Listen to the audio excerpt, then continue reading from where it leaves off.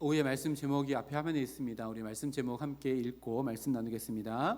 생명을 품고, 다시 한번 할까요? 생명을 품고 라는 제목으로 함께 말씀을 나누겠습니다. 오늘도 옆에 있는 분들 축복하면서 이렇게 인사하겠습니다. 당신은 하나님의 기쁨입니다 라고 옆에 있는 분들 3분 이상 축복하며 인사하겠습니다. 당신은 하나님의 기쁨입니다. 당신은 하나님의 기쁨입니다. 당신은 하나님의 기쁨입니다. 조금 긴 인사지만 이것도 해볼까요?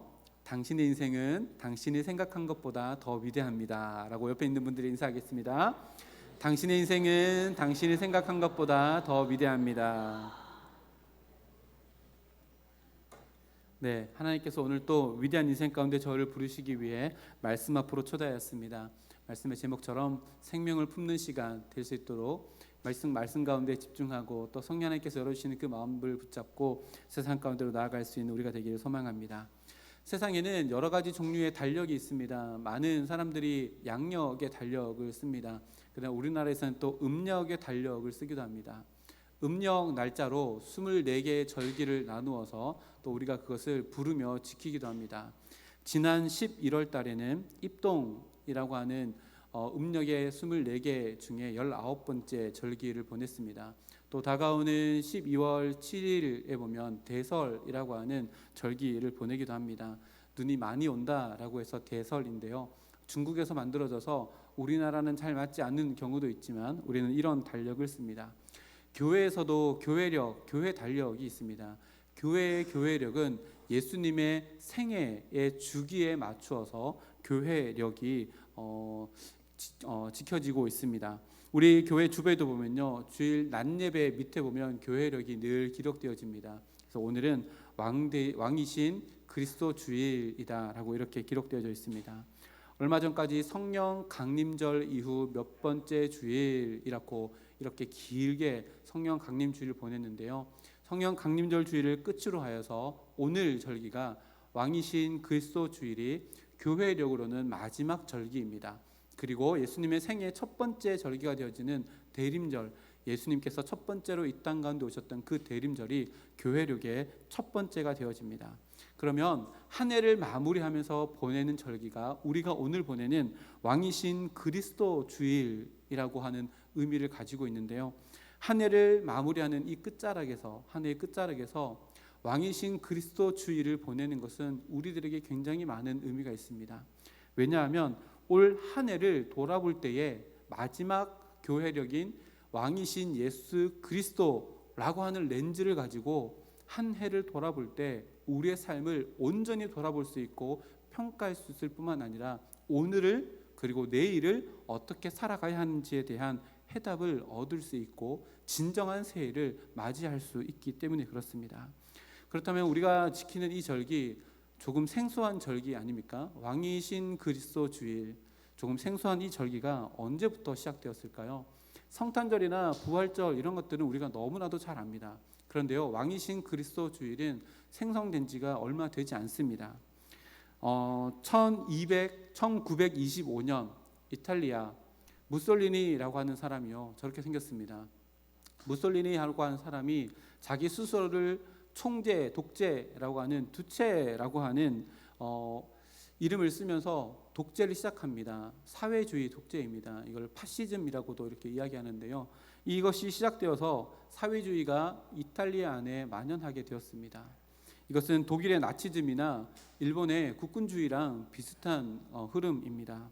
그런데 올해 초에요, 올해 2024년 1월 달에요, 이탈리아 로마 한복판에서 저렇게 많은 사람들이 모여서 잘 보일지 모르겠지만 손을 이렇게 들어서 격려하는 모습입니다.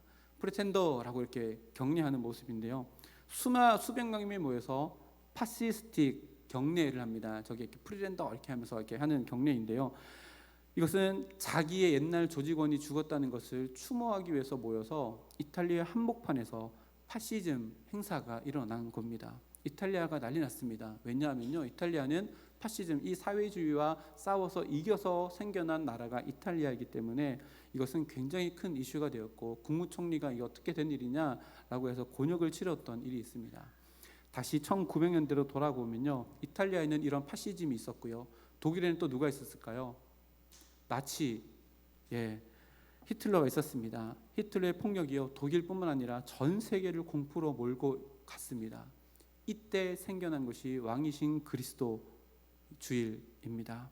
수많은 기독교인들이 세상이 이렇게 위험하고 힘들고 인간이 왕이 된 것 같은 이 세상 그 한복판에서 예수 그리스도가 이 땅의 진정한 통치자임을 상기시키기 위해서 제정한 절기가 바로 왕이신 그리스도의 주일이라고 하는 지금 우리가 오늘 지키고 있는 주일입니다. 또 재미있는 얘기 하나 해드릴까요? 똑같은 시대 1900년대에 이런 일도 있었습니다. 우리가 자주 사용하는 단어 중에 가치라고 하는 단어가 있습니다. 영어로는 value라고 합니다. 이 가치라고 하는 단어가 언제 생겼을까요? 데이비드 웰슨이 쓴 용기 있는 기독교라고 하는 빨간색 책이 있습니다. 이 용기 있는 기독교의 책에 보면요, 1928년도에 만들어진 옥스포드 영어 사전이 있습니다. 우리나라 말로 하면 1928년에 나온 국어 사전입니다. 이 사전, 영어 사전에 1882년부터 이 사전이 수정되고 개편되어지고 단어가 추가되어지고 만들어진 사전인데요. 그렇게 만들어진 1928년도 영어 사전인 옥스포드 영어 사전에는 value라고 하는 영어 단어, 가치라고 하는 단어는 없었답니다.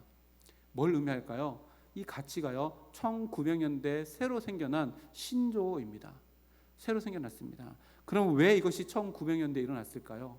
1900년대에 이 세상의 모든 흐름들은요, 인간의 인본주의, 다시 말하면 인간의 이성이라면 하나님 없이도 이 세상을 아름답게 만들어갈 수 있고 평화롭게 만들어갈 수 있다라고 해서 인간의 생각이 끝에 달했던, 교만이 끝에 달했던, 근데 그 결과가 뭘까요? 세계대전이었습니다. 그때 만들어진 것이 가치입니다. 여러분, 가치라고 하는 단어를요, 국어사전, 우리나라 국어사전에 찾아보면 이렇게 세 개로 정의되어집니다.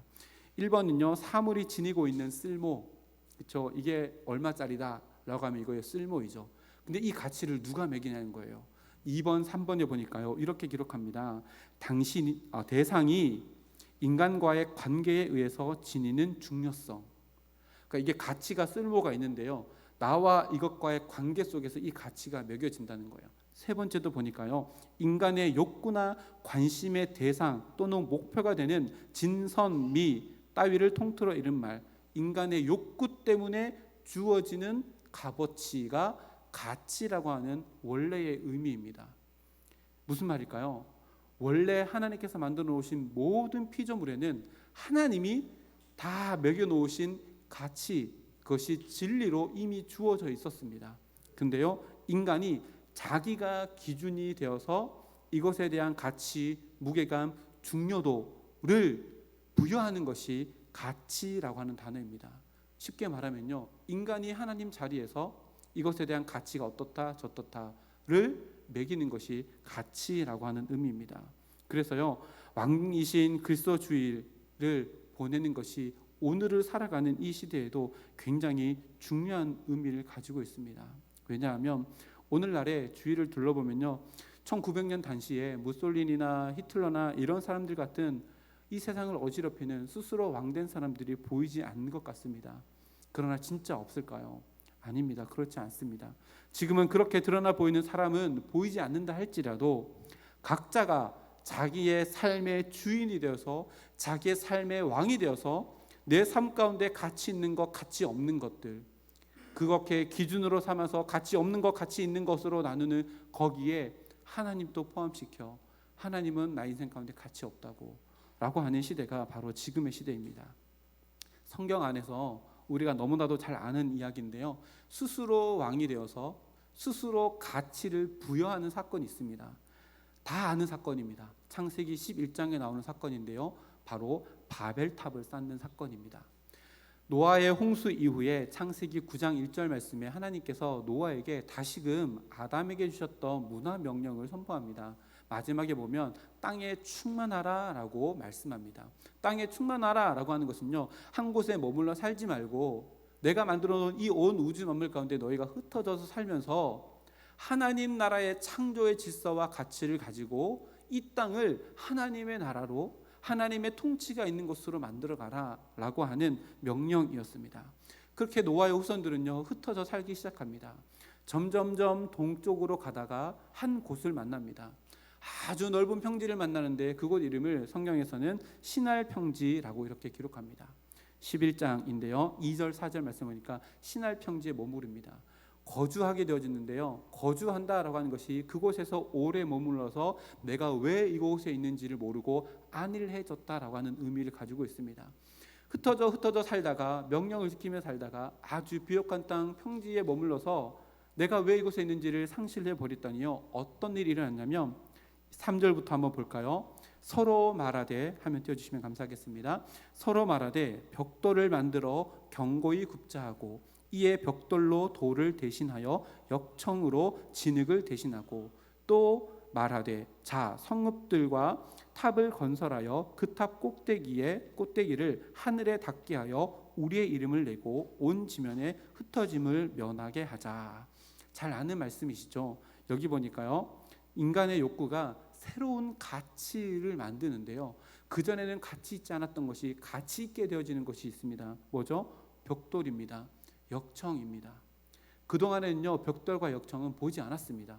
근데 그들의 인간의 욕구, 하늘에 닿을 만큼의 탑을 쌓기 위해서 처음에는 돌에다가 진흙을 이겨가지고 했더니요 돌이 끝이 없는 겁니다. 구할 수가 없는 겁니다. 진흙도 구할 수 없습니다. 그래서 벽돌이라고 하는 새로운 가치를 만들었고 역청이라고 하는 아스팔트거든요. 아스팔트 역청을 가지고 와서 새로운 가치를 만듭니다. 왜 일이 이 지경이 되었을까요? 3절과 4절 말씀에 보면요 3절과 4절 말씀에 반복되어지는 표현이 있습니다. 서로 말하되 4절에 보니까요 또 말하되. 성경에서 반복되어진 것은 강조하는 의미를 가지고 있습니다. 이것은 히브리인들이 자주 쓰는 방법이기도 합니다. 서로 말하되 또 말하되. 자, 서로 말합니다. 무엇을 말할까요? 자기가 중심이 되어서 내가 만드는 가치에 대한 의미 부여를 하고 그것을 향해서 새로운 가치를 만들어 나가기 위해서 서로 이야기합니다. 이 서로라고 하는 단어 안에 빠져 있는 분이 한 분이 계십니다. 누구일까요? 왕이신 하나님이십니다. 왕이신 하나님이 빠져 있는 상태에서 서로 말하면서 서로 같이 부여를 하고 만든 것이 바벨탑입니다. 하나님 없이 만든 위대한 건물이지만 그 위대한 건물은 하나님 보시기에 무너져야 할 건물이었습니다.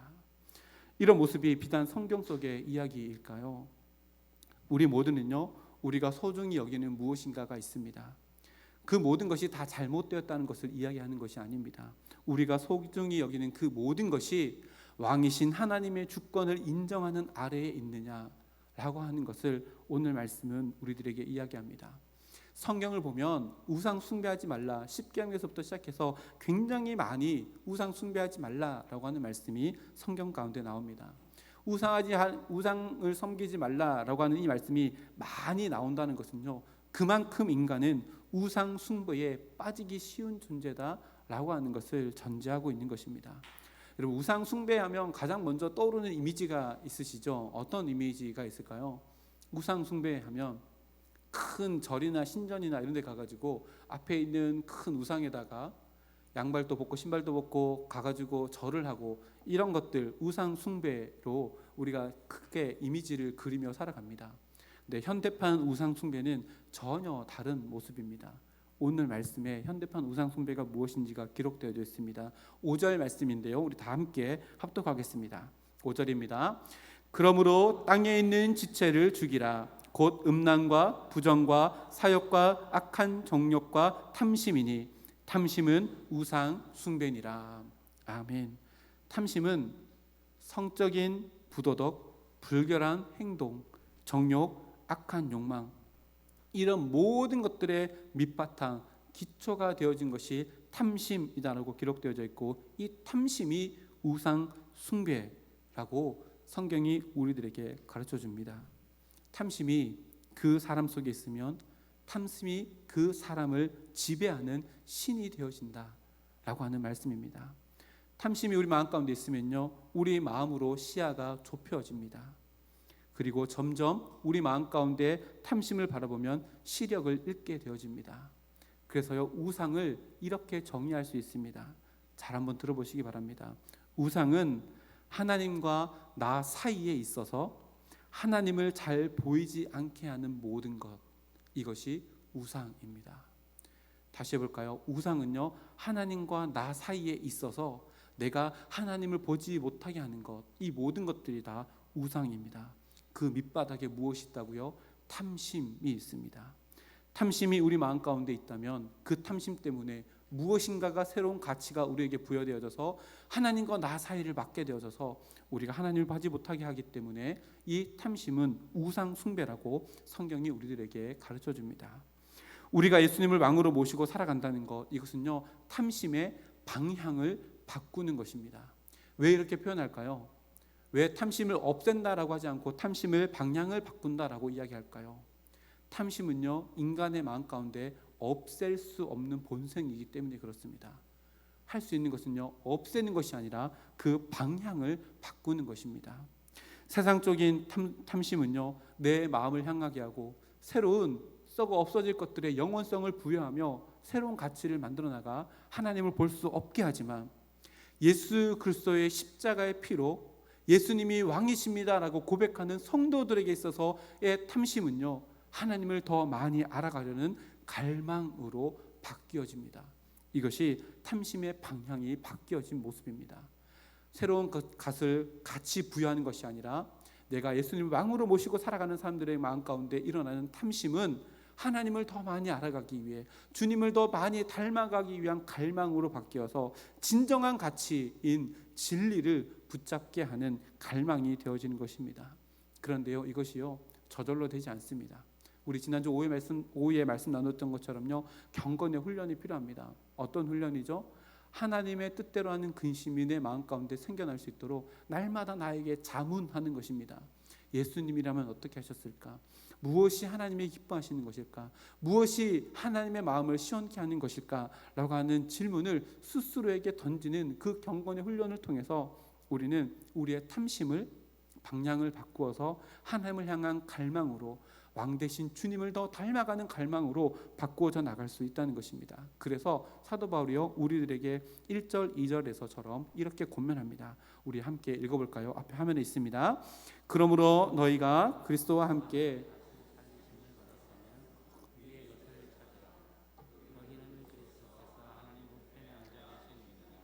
위의 것을 생각하고 땅의 것을 생각하지 말라. 아멘.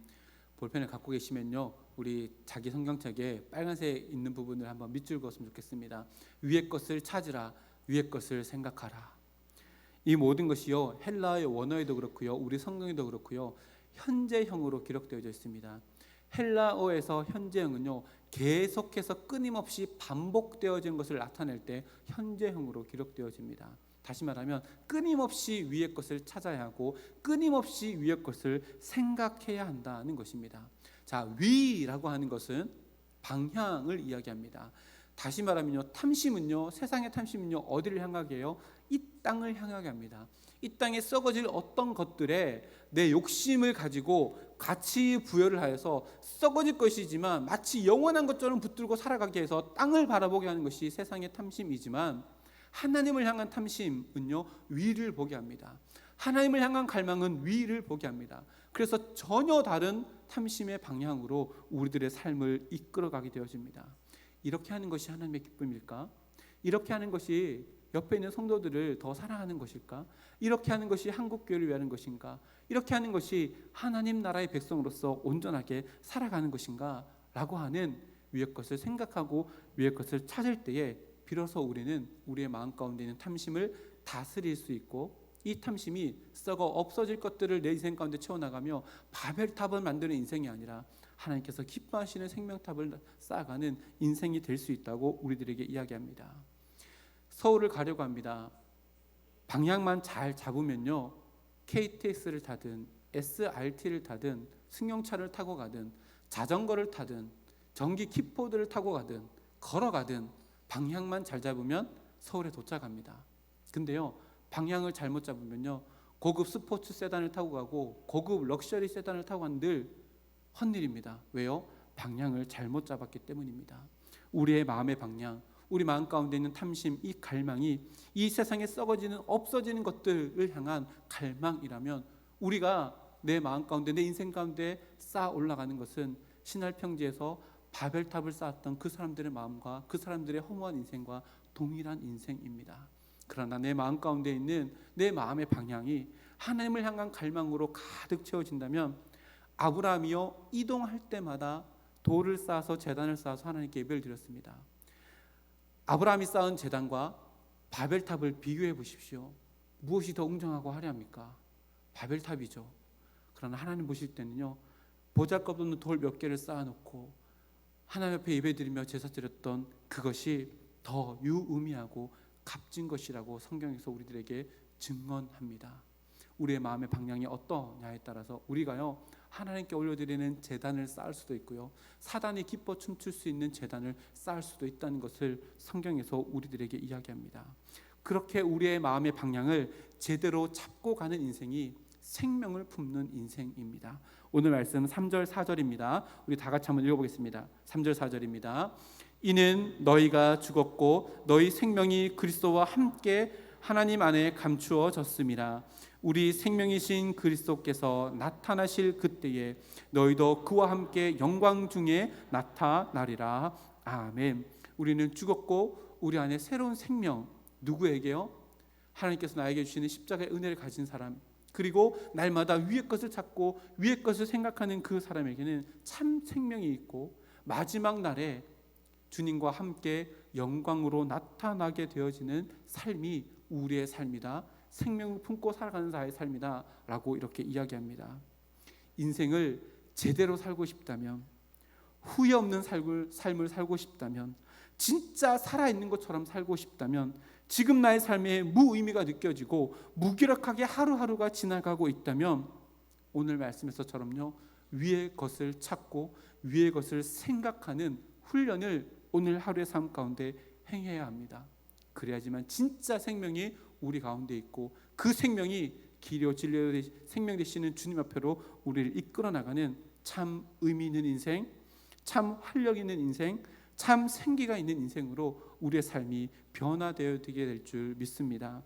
우리 성서주와 함께 모든 권속들, 그리고 우리 모든 자녀들이 이렇게 참 생명을 품고 참 생명을 누리며 위의 것을 찾는 시선으로 오늘 하루를 주님을 향한 갈망으로 살아갈 수 있는 우리 모두가 되기를 주님의 이름으로 축복합니다. 그렇게 우리는 우리 마음속에 있는 탐심이라고 하는 우상을요 어떻게든 발견해내야 하고 식별해내고 우리의 마음의 방향이 어디를 향하고 있는가를 늘 기억해야 합니다.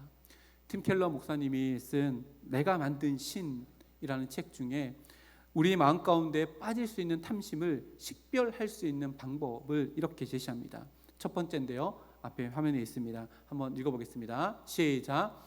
내 생각의 내용을 점검해야 합니다. 우리 마음 가운데 있는 탐심, 잘못된 방향으로서 우리의 마음 가운데 존재하고 있는 이 어두움 탐심을 발견해낼 수 있는 첫 번째 방법은 내 생각, 그 내용을 점검하는 겁니다. 대주교 윌리엄 템플이라고 하는 사람이 있습니다. 그 사람이 이런 얘기했습니다.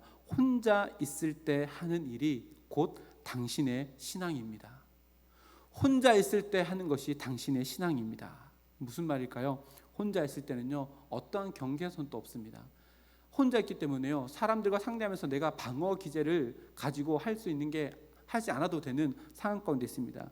그때 내 머릿속에 저절로 흘러나는 생각 때문에 내가 하게 되는 것들, 이것이요 나를 이끌고 가는 신이라는 것을 이렇게 윌리엄이 이렇게 이야기하는 것입니다. 혼자 있을 때 하는 일이 곧 당신의 신앙입니다. 생각만 하면 기분 좋은 생각만 하면 습관적으로 생각하면서 행복감에 젖어지게 되어지는 그 반복되어지는 나 혼자 있을 동안에 하는 그 모든 것들이 나를 이끌어가는 신이라는 이 이야기입니다. 바벨탑이 그랬습니다. 하나님 없이요 서로 이야기하면서요 위대한 업적을 이뤘습니다. 근데 그게 위대한 업적이 아니었습니다. 더 크게 무너져야 할 업적이었습니다. 혼자 있을 때 하나님 없이 그저 내 마음 가운데 탐심이 나를 지배할 때 그런 일이 일어난다는 것입니다. 저는 목사 안수를 받고 나서도요 교회 학교와 청년부 사역 또 중고등부 사역을 아주 오랫동안 했습니다. 가끔씩 신방을 하다 보면 부모님을 만날 때가 있습니다. 그래서 여쭤봅니다. 부모님, 우리 자녀들 기도 제목 있으면 가르쳐 주시면 제가 함께 기도하겠습니다 라고 하면 많은 기도 제목들을 저에게 가르쳐 줍니다. 목사님, 저희 아이가요 자격증 시험이 있습니다. 잘 해결돼야지 직장 취업도 할 수 있고 할 수 있습니다. 목사님, 저희 아이가 회사에 들어갔는데요 회사가 너무 힘들다고 합니다. 어떻게 하면 좋을까요? 목사님, 저희 아이가요 가게를 시작했습니다. 식당을 오픈했는데요 손님이 안 오고 힘듭니다. 목사님, 저희 아이가요 결혼할 시기가 됐는데요 연애할 생각을 안 합니다. 목사님, 저희 아이가 이런데요 도와주십시오 라고 하며 긴박한 기도 제목을 나타내 보입니다. 이렇게 기도 부탁을 받고 그 친구들의 신앙을 돌아보면 정말로 이런 기도가 긴박하고 중요한 기도인가 제 스스로에게 물어봅니다. 그리고 그 기도가 다 이루어질 때를 생각해 봅니다.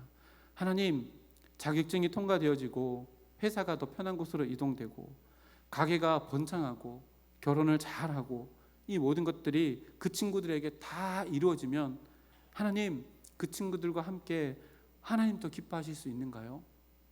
라고 질문해 보면 오히려 그 기도가 이루어진다면 오히려 자기들의 왕국이 더 견고하게 세워지는 기도의 제목이라는 것을 깨닫게 되어집니다. 진짜 기도는요 자기의 나라의 왕국을 더 견고하게 하기 위한 기도가 아니라 하나님, 어떻게 하면 내 안에 하나님의 나라가 더 견고하게 세워질 수 있을까요? 이것이 가장 시급한 우리들의 기도가 아닐까요? 내가 세운 왕국이 얼마나 견고하든 그것이 바벨탑 같은들 하나님 보시기에는요 아브라함이 이동하면서 쌓았던 그 나지막한 돌 제단보다 못하다고 성경은 우리들에게 기록합니다. 그래서요 우리의 생각을 잘 점검해야 합니다. 내가 왜 이렇게 생각하지? 이 생각하는 것에 마음의 진짜 동기가 무엇이지? 이 진짜 마음의 동기를 가지고 하나님께 엎드리는 것이 기도입니다.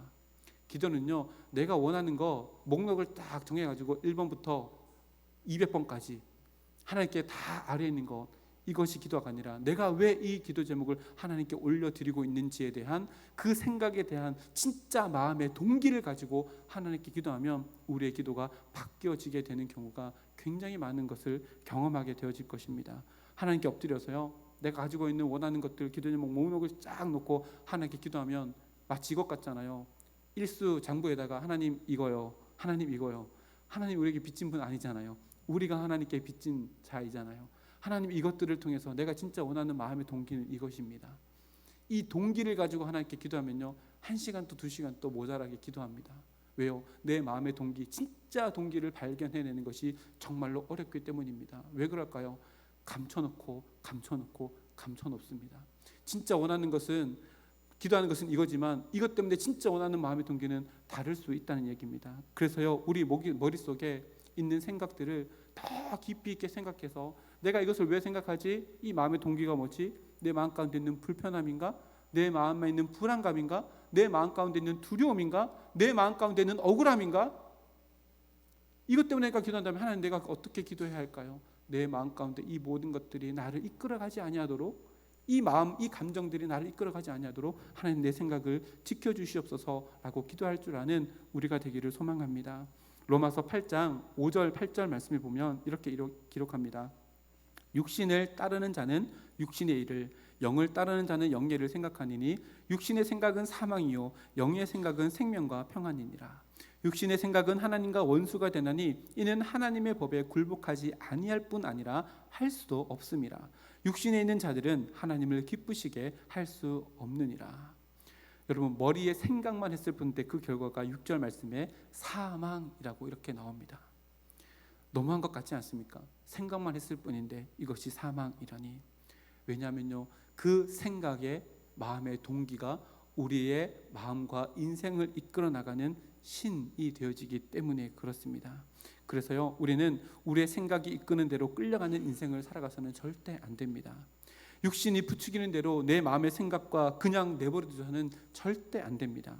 우리의 일상도 우리의 인생도 그 생각이 현실이 되어서 열매 맺어지는 인생이 되기 때문입니다.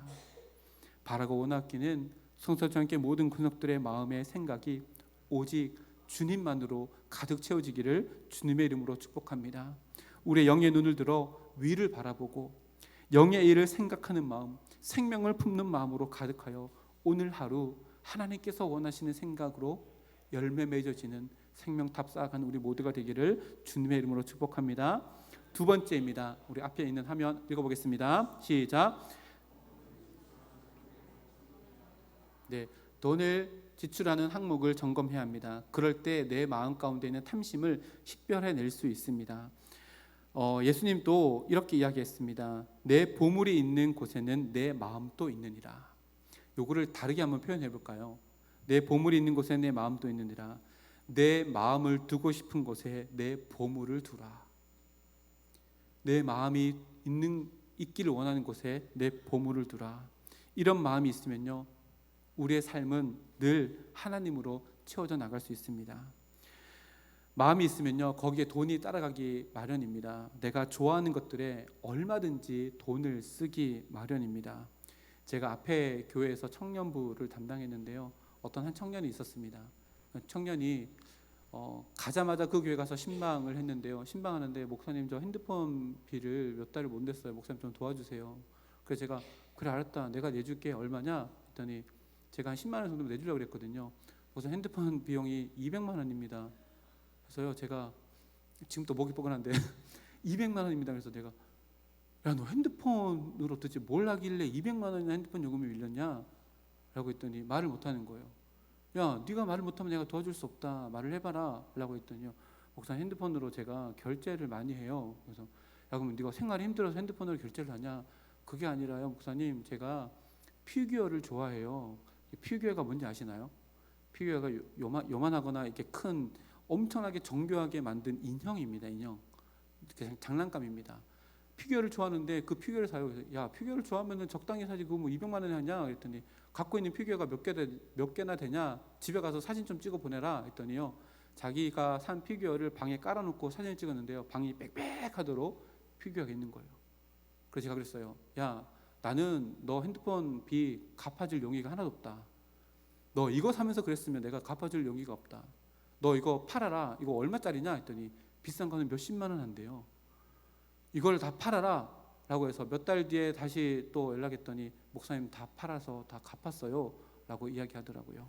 우리의 마음이 있으면요, 돈이 따라가기 마련입니다. 다시 말하면요, 내 삶에 지출된 목록을 따져보면 내 마음이 어디에 있는지가 그대로 우리 마음 가운데 나타나게 된다는 것입니다. 보석에 관심이 있으면요, 보석 사는데 돈을 씁니다. 건강에 관심이 있으면, 아름다움에 관심이 있으면 거기에 돈을 쓰기 마련입니다. 그런데요, 전혀 다른 방법으로 돈을 지출했던 사람들의 이야기가 성경에 기록되어 있습니다. 고린도후서 8장 14절 말씀인데요, 고린도 교인들에게 서신을 보내면서 사도 바울이 마게도냐 교인들이 어떻게 돈을 썼는지에 대해서 이렇게 이야기합니다. 형제들아, 하나님께서 마게도냐 교회들에게 주신 은혜를 우리가 너희에게 알리노니 환난의 많은 시련 가운데서 그들의 넘치는 기쁨과 극심한 가난이 그들의 풍성한 연보를 넘치도록 하게 하였느니라. 내가 증언하노니 그들이 힘대로 할 뿐만 아니라 힘에 지나도록 자원하여 이 은혜와 성도 섬기는 일에 참여함에 대해서 우리에게 간절히 구하니. 아멘. 마게도냐 성도들이요, 부유하지 않았습니다. 극심한 가난 가운데 있었습니다. 근데 반대로요, 넘치는 기쁨이 있었습니다. 구원의 기쁨이죠. 날마다 위를 쳐다보고 살아가며 내 안에 허락해 주시는 그 구원의 기쁨 때문에 위의 것을 생각하며 살아갔더니 마게도냐 사람들은요, 성경 말씀을 보세요. 극심한 가난이 그들의 풍성한 연보를 넘치도록 했대요. 이 역설 아닙니까? 가난인데요, 풍성한 연보를 그들에게 베풀 수 있는 사람이 마게도냐 사람이었다라고 이렇게 이야기합니다. 이들이 어떻게 이럴 수 있었을까요? 마게도냐 사람들의 마음이 위를 향해 있었고, 나에게 주신 이 재물을 가지고 나도 부족하지만 힘들고 어려운 옆에 있는 다른 지역교회들 위해서 내 것을 나눕니다 라고 하며 돈이 아니라 내 마음 가운데 있는 기쁨을 나누는 것을 누렸다라고 이렇게 이야기합니다. 존 웨슬리 목사님도요, 아주 유명한 말을 했습니다. 이런 말입니다. 당신의 지갑이 회개하기 전까지는 당신은 진정으로 회개한 것이 아닙니다. 당신의 지갑이 회개하기 전까지 당신은 진정으로 회개한 것이 아닙니다. 바울 사도도 또 이렇게 이야기합니다. 디모데후서 6장 10절입니다. 아들 같은 디모데에게 이렇게 가르칩니다. 돈을 사랑함이 일만 악의 뿌리가 되나니 이것을 탐내는 자들은 미혹을 받아 믿음에서 떠나 많은 근심으로써 자기를 찔렀도다. 여러분, 돈 자체는요 부정한 것이 아닙니다. 그러나 돈을 사랑하는 것, 이것이 일만 악의 뿌리가 되어서 그 탐심이 우리를 어떻게 해요? 자기 스스로 찔러서 멸망하게 되어진다라고 이렇게 이야기합니다. 바라고 원하기는 우리 성서중학교 모든 권속들이 하나님을 섬기는 도구로서 물질을 바라볼 줄 알고 물질을 선용할 수 있는 지혜로 내 삶 가운데 충만하게 채우신 하나님의 은혜를 나를 통해 흘려보낼 수 있는 축복의 통로가 되기를 주님의 이름으로 축복합니다. 세 번째입니다. 앞에 있는 화면 읽어볼까요? 시작.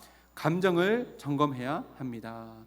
세 번째는 내 마음 가운데 있는 탐심을 구별해내기 위해서는요, 내 마음의 감정, 처음에는 생각이었고요, 두 번째는 돈의 지출 목록이었고요, 세 번째는 감정입니다. 감정을 잘 다스려야 합니다. 화가 날 때가 있습니다. 감정이 격해질 때가 있습니다. 그리고 그렇게 화를 내고 감정을 내어도 너무나도 억울해서요, 누구나 다 너는 화를 내도 괜찮아 라고 하는 상황까지도 우리가 경험할 때가 있습니다. 그러나 그때가 진짜 언제인지를 위를 보고 살아가는 사람은 깨닫게 되어집니다. 화를 내게 되어지고 감정이 격해지고 내 마음의 요동치는 막 그 감정이 폭풍처럼 휘몰아질 때가 언제일까요? 믿음이 필요할 때입니다.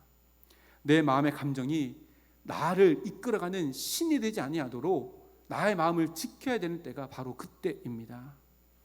그 틈을 타서요, 누가 들어올까요? 요한계시록에 보면 예수님이 다시 오실 때는요, 구름 타고 오신대요. 근데 사단은 뭐 타고 오신지 알아요? 사단은 틈을 타고 옵니다. 사단은 틈을 타고 오는데 어떤 틈을 탈까요? 감정이 요동쳐서 감정이 내 삶을 이끌어가는 신이 되어지는 그 틈을 타고 들어와 우리를 무너뜨리고 넘어지게 합니다. 이런 말이 있습니다. 감정을요, 뿌리채로 딱 뽑아서 끄집어내면 온갖 마음의 우상들이 다 올라온대요. 마치 고구마 수확하듯. 감정을 딱 잡아가지고 올렸더니 감정 안에 오만 가지 우리의 삶을 이끌어가는 감정의 신들이 이렇게 나타나게 된다는 것입니다. 얼마 전에요, 저희 사는 사택 앞에 주차장이 있거든요. 근데 제가 늦게 퇴근하고 나면 꼭 제가 주차하는 그 자리에 입구에 차를 막아놓고 대는 차가 있어요. 검은색 뉴비틀인데요. 제가 이렇게 얘기하면 누군지 다 나오나요? 어쨌든 거기 앞에, 그래서 이렇게 핸드폰으로 비춰가지고 번호를 찾았는데 아무리 찾아도 없는 거예요. 근데 앞 유리 밑에 그 명함 하나가 밑으로 떨어져 있는데 회사 이름하고 자기 직책하고 이름 두 자만 나와 있는 거예요. 그래서 제가 첫 번째는 그냥 넘어갔어요. 뭐 그럴 수도 있지. 그래서 감정을 다스렸습니다. 근데 며칠 뒤에 또 다시 늦게 퇴근해서 갔는데 닫혀 있어서 주차를 거기 못하고 뺑뺑뺑 돌다가 다른 곳에 먼 곳에 주차하고 그곳으로 갔거든요.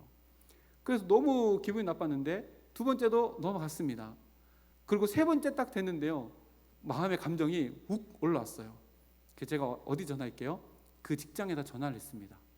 명함에 직장이 나와 있잖아요. 직장에 전화를 했어요. 직장에 전화해서 직분은 소장이고요, 이것까지 너무 얘기하면 이름이 이런 자가 있는데요, 이 사람이 있습니까? 라고 했더니 무엇 때문에 그러십니까?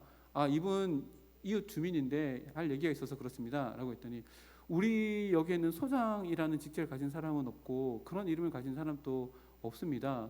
예전에 제가 오기 전에 소장이라는 직분을 쓴 사람이 있었는데 아마 옛날 그 명함인가 봅니다 라고 이야기를 해서 감정이 더 격해졌어요. 그래서 어떻게 했을까요?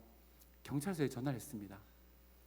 못됐죠. 경찰서에 전화를 해가지고 차남바가 이렇습니다. 이 사람 전화번호를 알고 싶습니다 라고 했더니 경찰서에서 아주 차분하게 저에게 얘기해 주시기를 이제 법이 바뀌어서 전화번호를 알려줄 수 없는데 대처할 수 있는 방법을 가르쳐 드리겠습니다.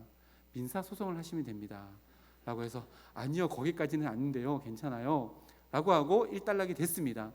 그리고 어제도 제가 늦게 또 집에 갔는데 아니야 다를까 그 차가 또 막고 있는 거예요. 늦은 시간이었거든요. 기분이 나빴어요.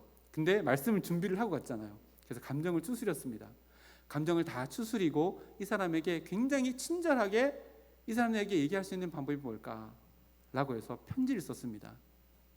차주님, 이곳은 주차장도 아니고 주차할 수 있는 길가도 아니고 주차장 입구 통로입니다. 일전에 주차하셔서 제가 새벽에 출근할 때도 걸어서 갔고 출근하고 늦게 퇴근하고 들어와서도 주차할 수가 없어서 다른 곳에 주차했고 오늘이 4번째입니다. 다른 곳에 주차해 주시면 감사하겠습니다. 주민, 이웃 이렇게 해가지고 아침에 붙여놓고 왔는데 아직 결과는 잘 모르겠습니다. 그분이 기분 나빴으면 제가 하나님 앞에 용서를 구해야 되는 거고, 저는 마음의 감정을 다 추스리고 가장 친절하게 이렇게 했었던 기억이 어제 일입니다. 우리의 마음의 감정을 다스리지 못하면요, 감정이 우리를 이끌고 가는 신이 되어집니다. 때로는 우리가 신뢰가 무너질 때, 억울한 일이 있을 때, 기쁨이 빼앗아가는 어떤 상황이 있을 때, 두려움이 막 밀려올 때, 누군가에게 무시당했을 때, 인정받지 못할 때 너무나도 화가 나고 내 마음 가운데 막 요동치는 그 감정의 순간이 막 일어날 때, 하나님은 우리 마음 가운데 변함없이 계시다는 것을 잊지 마셔야 합니다. 우리의 감정이 어떠하든 우리의 마음의 바다에 윗부분은 바람 때문에, 감정의 바람 때문에 막 흔든다 할지라도 우리 마음의 그 깊숙한 심해에는 하나님께서 자리 잡고 계시다는 것을 기억하고, 하나님, 제 마음의 감정이 이런데요, 이 감정 때문에 절대로 사단에게 틈을 주지 않겠습니다. 하나님, 이 감정을 잘 다스릴 수 있도록 하나님 지혜를 주십시오 라고 하며 하나님의 뜻대로라는 근심을 그 감정 가운데 행한다면 우리는 위의 것을 찾고 위의 것을 생각하고 진짜 생명을 품고 살아가는 왕 대신 주님의 백성인 하나님의 자녀로 살아가게 될 것입니다. 절대로 감정이 우리의 우상이 되도록, 우리의 인생을 이끌어가도록 내버려 두어서는 안 될 것입니다. 이렇게 내 마음속에 있는 탐심의 우상은요, 나의 생각, 나의 씀씀이, 나의 감정을 휘몰아치게 합니다. 그래서 나의 생각이요 나를 이끌어가게 합니다. 하나님 없는 생각이 나를 이끌어가게 합니다. 하나님 없는 나의 지출 씀씀이가 나를 이끌어가게 합니다. 하나님 없는 감정이 나를 이끌어가게 합니다. 내 마음속에 완전히 이것이 없앨 수 있는 방법은 오직 내 마음 가운데 위를 쳐다보는 경건의 훈련을 통해 매 순간순간마다 사단이 나에게 틈을 벌려서 들어오는 그 모든 순간, 하나님 내 마음을 지켜주십시오, 나의 시선을 주님께로 올려드립니다, 위의 것을 생각합니다 라고 고백할 때에 우리 마음 가운데 있는 탐심의 잡초는 다 뽑아서 없어지고 예수 그리스도의 향기가 나는 하나님의 아름다운 꽃을 피워나가는 우리가 될 줄 믿습니다. 우리는 바로 이런 생명을 품는 인생을 위해서 왕 대신 주님께서 부르신 존재들입니다. 그렇게 탐심의 우상을 뿌리째 뽑아버리고 우리의 참 생명 대신 왕이신 주님과 하루하루 동행하는 우리 모두가 되기를 주님의 이름으로 축복합니다. 그렇게 하루하루 참 생명 되신 주님과 동행하며 살아간다면요, 오늘 말씀 4절 말씀처럼 그와 함께 영광 중에 나타나게 되어지는 그날을 하나님께서 우리에게 오늘이라는 시간으로 허락하여 주실 것입니다. 우리 옆에 있는 분들과 함께 이렇게 외치겠습니다. 탐심의 우상을 버립시다. 왕이신 주님과 동행합시다. 참 생명으로 살아갑시다. 아멘. 우리 다 함께 일어나셔서 오늘 힘차게 박수치면서 생명 주께 있네 우리 찬양 드리고 기도하고 축도하고 마치도록 하겠습니다. 우리 힘차게 박수치며 찬양 드립니다.